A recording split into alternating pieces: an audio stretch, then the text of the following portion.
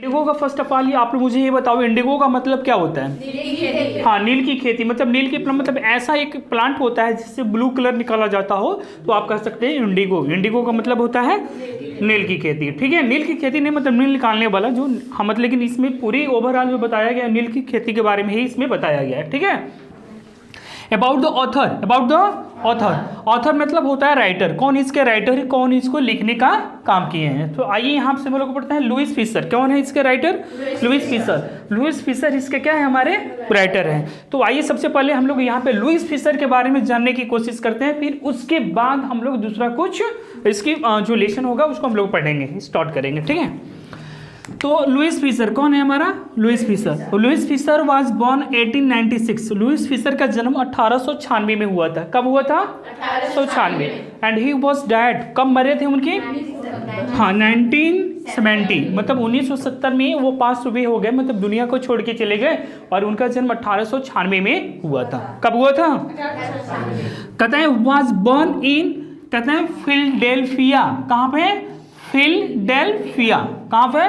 Philadelphia एक जगह है, उसी फिलडेल्फिया में 1896 ईस्वी में लुईस फिशर का जन्म हुआ था। क्लियर हुआ इतना सबको?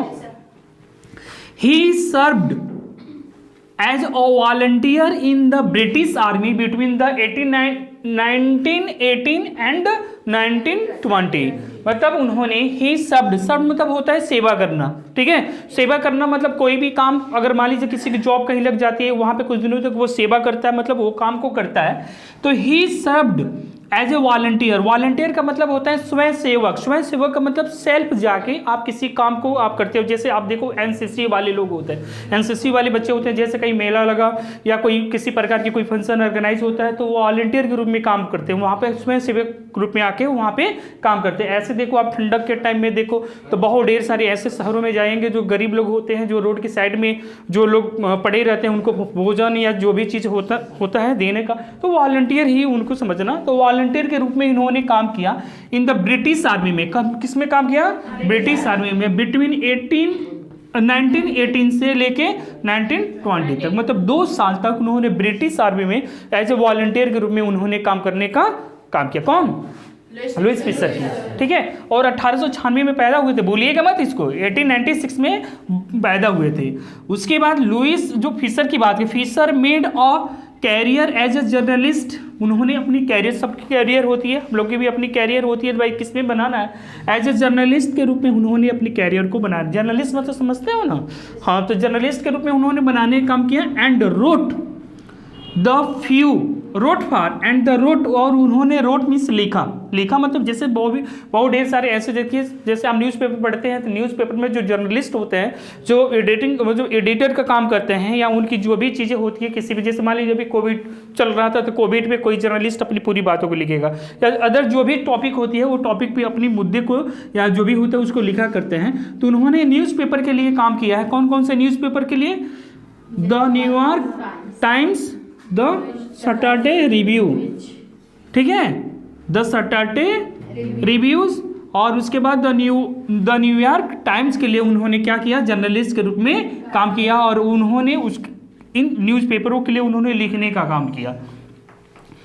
And for European and Asian publication, और किसके लिए? यूरोपियन एंड एशियन जो पब्लिकेशन थी, इसके लिए भी काम किया इन्होंने। तो आप लुईस फिशर को एक बड़े लेवल पे आप इनको समझने की कोशिश की, यानी यूरोपियन एंड एशियन पब्लिकेशन के लिए भी काम कर रहे हैं, न्यूयॉर्क टाइम्स के लिए भी काम कर रहे हैं, सैटरडे रिव्यू के लिए भी काम कर रहे हैं। तो एक टॉप क्लास के जर्नलिस्ट थे, ठीक है, और टॉप क्लास के राइटर थे, उन्होंने लिखने का काम इन सभी के लिए किया।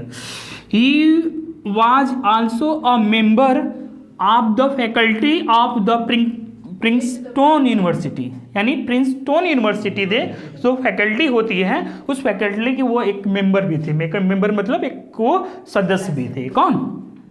Lewis Fisher. कौन सी यूनिवर्सिटी की? प्रिंसटन। कौन से है? प्रिंसटन। कौन से है? प्रिंसटन यूनिवर्सिटी के। ठीक है, the following is on exempt from, जो फॉलोइंग मतलब जो आप इसके नीचे पढ़ोगे ना इंडिगो, तो एग्जप्ट क्या है? एग्जप्ट मतलब यानी एक पार्ट, एक अंश जो लिया गया है, फ्रॉम हिज बुक, मतलब उनकी एक बुक है, ठीक है, उन्होंने लिखा है the life of Mahatma Gandhi. The life of Mahatma Gandhi एक बुक उन्होंने लिखा है लुईस फिशर ने, ठीक है। उसी का एक कहता है एक अंश, एक भाग, ये छोटा सा एक अंश यहाँ पे लिया गया है, जिसको हम लोग इस लेसन में इंडिगो के रूप में क्या करना है, पढ़ना है, ठीक है।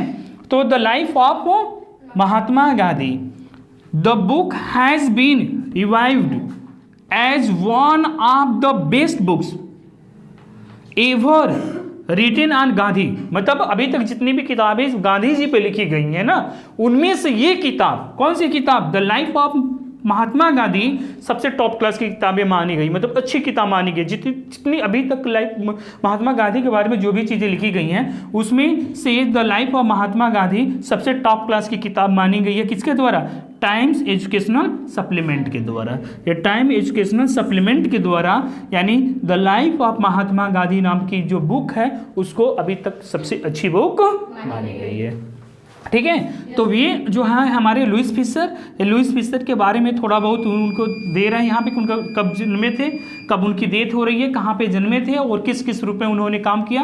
ब्रिटिश आर्मी में उन्होंने वॉलंटियर के रूप में काम किया है 2 साल। उसके बाद उन्होंने जर्नलिस्ट में अपने कैरियर को बनाते हैं उन्होंने लिखने का काम किया, न्यूयॉर्क टाइम के लिए, द सैटरडे रिव्यू के लिए लिखने का काम किया, यूरोपियन एंड एशियन पब्लिकेशन के लिए भी उन्होंने वर्क किया।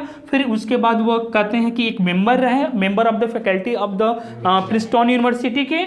उसके बाद उनकी जो ये आप पढ़ रहे हो, जो इंडिगो आप इस लेसन में पढ़ोगे, वो इंडिगो एग्जर्प्ट किया गया है, लिया गया एक छोटा सा अंश जो उनकी बुक है the life of Mahatma Gandhi. और यह बुक को जो टाइम्स एजुकेशनल सप्लीमेंट के द्वारा टॉप क्लास की बुक जो अभी तक लिखी गई है महात्मा गांधी में, उनको मानी गई है। ओके, तो मुझे आशा होगा कि ये लुईस फिशर आपको समझ में आ गया होंगे। Okay, thank you.